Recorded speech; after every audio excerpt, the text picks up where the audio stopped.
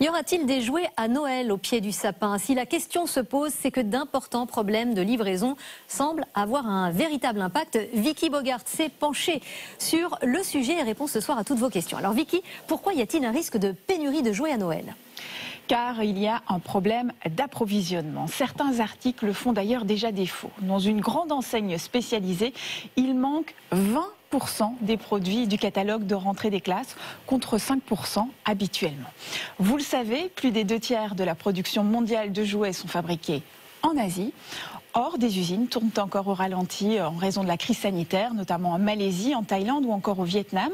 Il y a aussi d'importants retards de livraison depuis la Chine, car l'activité des ports a été fortement perturbée en raison de la pandémie.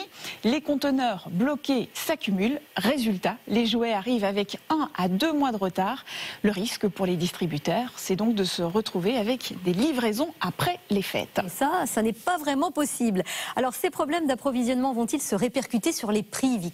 Oui, les jouets risquent d'être un peu plus chers car le coût du transport maritime de l'Asie vers l'Europe a tout simplement explosé.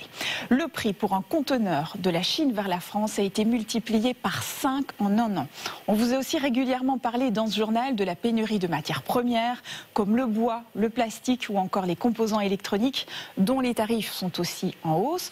Tout cela va se répercuter sur les prix des jouets qui pourraient augmenter en moyenne de 2 à 10%, mais cela peut grimper à plus de 20% pour certaines poupées très prisées.